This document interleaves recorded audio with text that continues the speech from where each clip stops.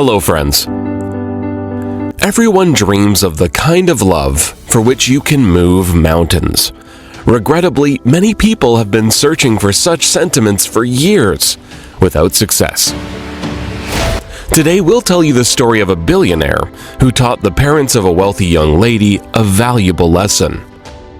Although the ending of this story is heartwarming, it teaches us a valuable lesson in life.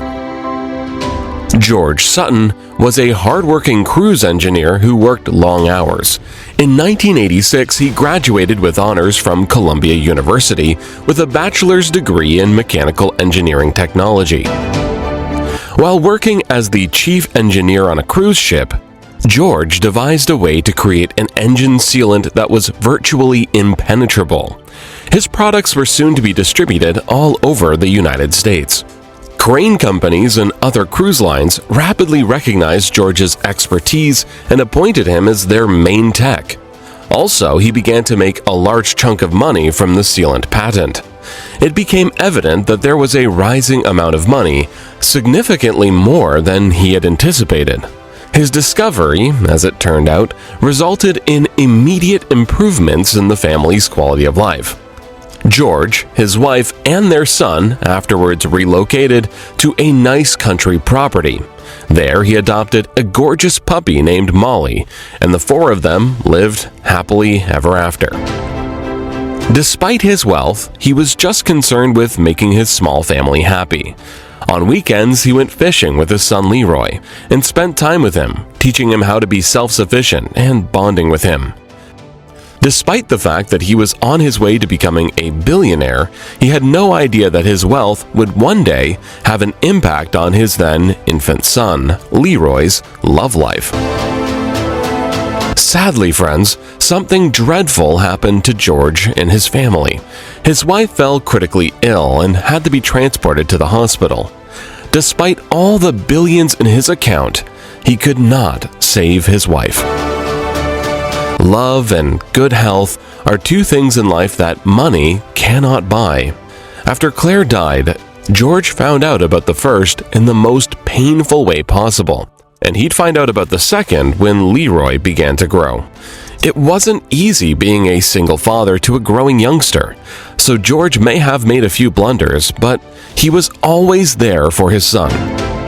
Leroy was so sweet, loving, and kind-hearted. His father showered all he could afford on to make him happy. Leroy quickly grew and entered high school.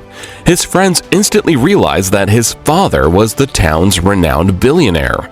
It is sufficient to state that Leroy rapidly became the most popular boy in school, not because of his generosity or his remarkable good looks, but because of his father's wealth and social standing. Girls in particular swarmed around Leroy like bees to a honeypot. He enjoyed it at first, but soon realized they didn't want him. They only cared about his father's money and the luxuries it could afford. Leroy grieved to his father one day as he confessed to him that the girl he was in love with didn't actually care about him. She was simply interested in following the Sutton family on their private plane trips to Aspen, Vail, and the Bahamas. George consoled his son and urged him to end his relationship with the girl. Leroy spent the remainder of his senior year of high school alone, but he had a plan. "I have a plan, Dad," he stated one day. "Okay, so what are your plans, son?" George smiled.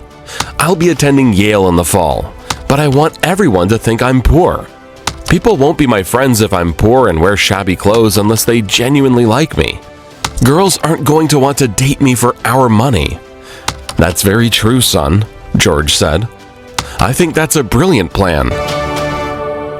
And so they put the plan into motion.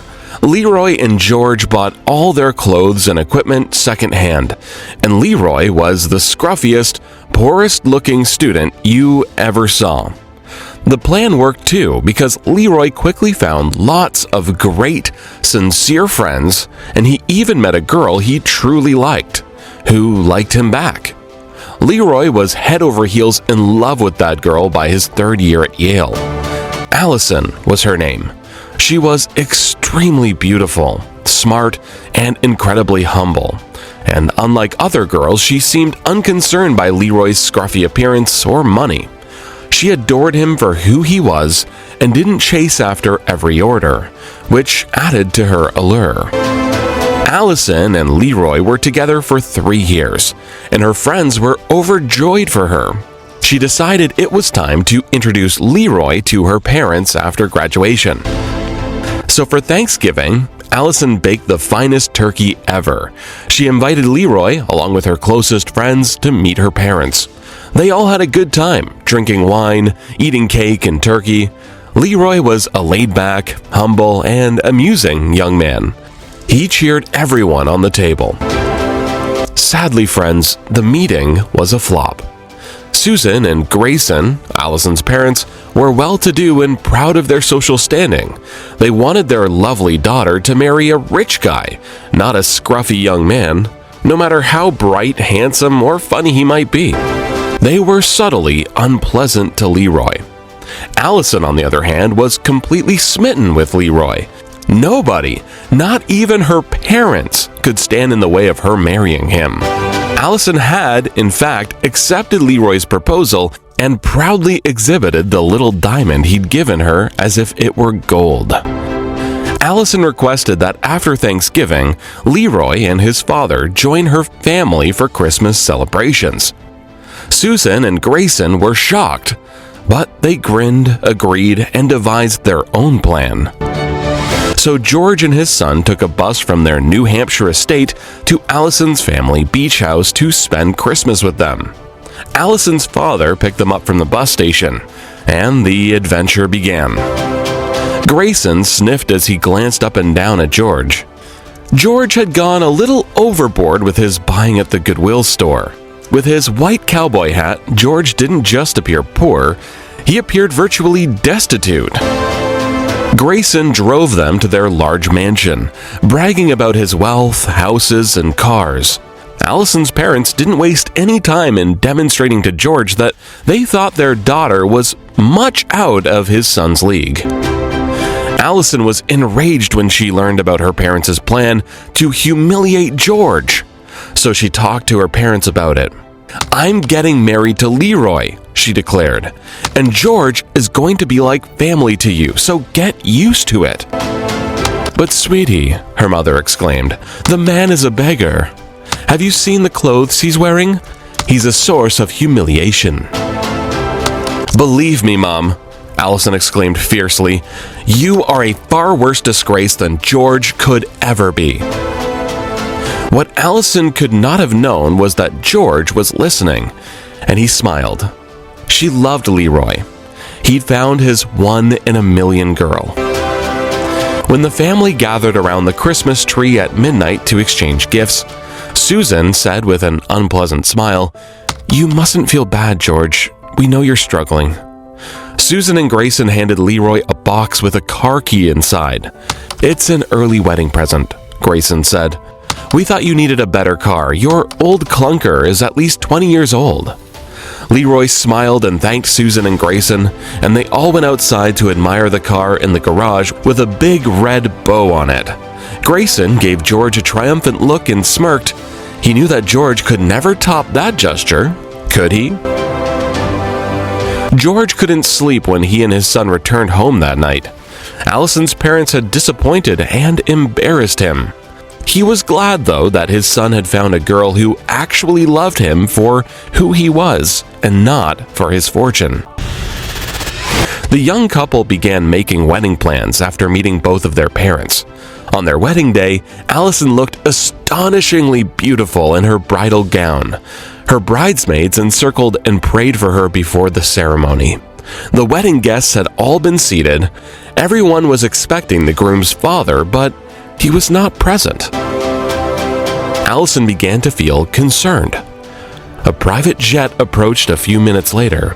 Everyone was taken aback and inquired as to who the mysterious individual was.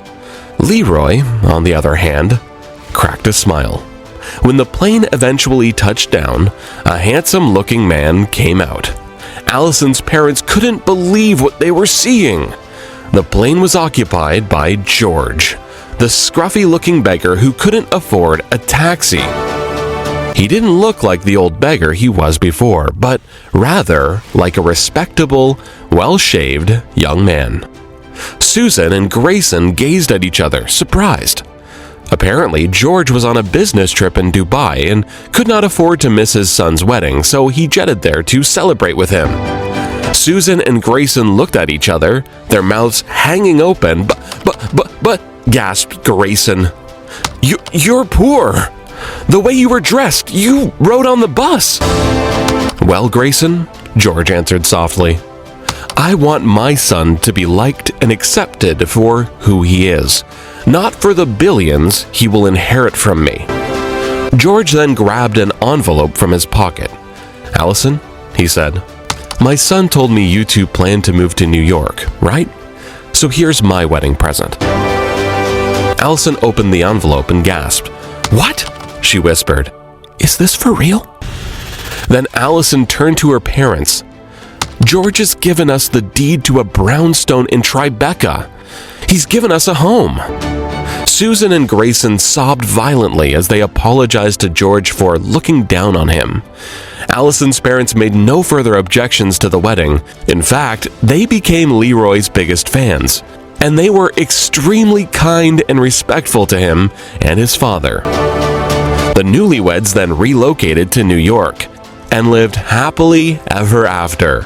When they welcomed their little daughter, Rain, 3 years later, Sam bought himself a house next door so that he could be close to them. So friends, in life, we shouldn't judge people by their appearance. Susan and Grayson despised George for his scruffy clothes and never imagined he was a billionaire.